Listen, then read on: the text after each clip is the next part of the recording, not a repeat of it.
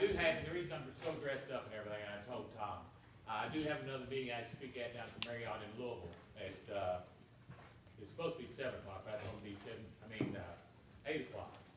But I told him to be 8:15 or something. So I'm gonna have to leave at a certain time. A few minutes after 7, I do have to leave when I speak to a bunch of tradespeople down there.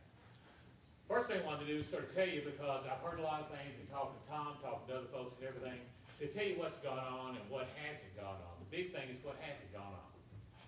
I'm not co-sponsor of any bill. There's no bill out there. There have been bills in the past last year, but there's no bills out there this year. There's some bills in the House, and I'm going to talk mostly about the Senate because I don't know what's going on in the House a whole lot. But there were bills out there last year for red flag. And two of the people, and I guess everybody thinks that I'm guilty because of association, because the way I look at my job is that I'm supposed to be informed about issues, I'm supposed to look at issues, I'm supposed to talk to folks about how to settle issues, and I look at everything long term. I was telling some folks outside earlier tonight. You know, I'm talking to these folks because the bill they introduced last year was, and it was a Democrat and Republican introduced it and co-sponsored it last year. It was a pretty extreme bill, very extreme, and I didn't agree with it, and don't agree with that. You know, I haven't been up in front of any cameras or anything else or anybody talking about red flag, because I don't think that's what it is, because that's not what the problem is. The problem, like I tell everybody else, is not just guns, it's weapons.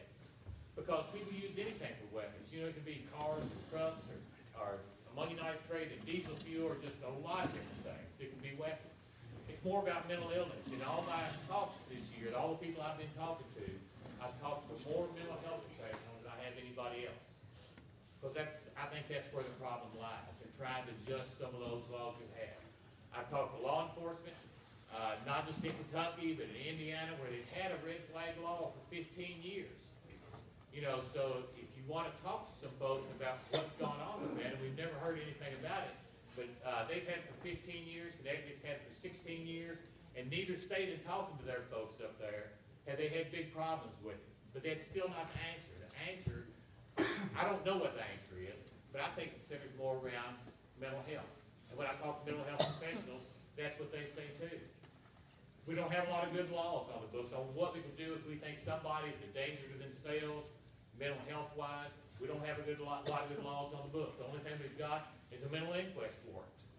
And a mental inquest warrant, you go and you take their one basic freedom away from them, you take them out of the home, you remove them from the home. We've got law enforcement here with us tonight. And that's what a mental inquest warrant does. You know, you've got EBOs and DBOs, a lot of those we've talked about. They don't really do a lot. But I'm just concerned, and I know that Virginia is kind of an anomaly because that thing flipped, it's changed, and that got pretty bad real quick. I don't want something to happen like that in Kentucky 10 or 15 years from now. And I think what I'm supposed to do as your old senator, I think what I'm supposed to do is talk to people on the other side and try to work out solutions that aren't extreme, that don't take people's rights away, and those type of things. So that's what I've been doing, and that's what I continue to do, and that's what I'm going to continue to do. There's not going to be any bill out there, because I haven't seen any language anywhere that I'm happy with when I've tried to draft and everything. I'm just not happy with it because I don't think it gets down to the root of the problem. And so that's where I'm at, and I'm going to answer questions any of you got, but I want to make sure everybody understood there's no bills out there. I haven't ever co-sponsored any bill that's a red flag or anything else. For the people that say and have said that, well, you don't answer us on Facebook and everything, I don't do Facebook. I've never done Facebook. I think Facebook was created by the devil because I think that's where a lot of our problems come from, is on Facebook, because you talk to people and you don't have to meet them face to face and you can say whatever you want to, whether it be some of the bullying and other things that go on out there in society. But you know, society's changed and we got to accept that. It's changed a lot in the last 10 years. And we've got to accept that. We're going to do a census next year. I think you'll see when we do a new census next year, which makes us, those of us that are elected officials, that decides what our territory is going to be. Rural Kentucky is losing population all over the state, and it's going to these big cities. And I know how these type of issues poll in the big cities, a lot different from it does in rural Kentucky. You're going to have more representation out of those bigger cities starting in 2022 because of the census.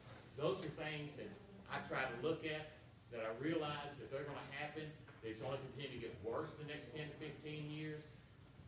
And if there's anything I can do to try to help avert some of the bad consequences that might come from that, that's what I'm trying to do.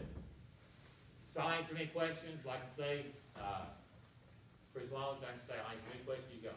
I'd rather do it like that.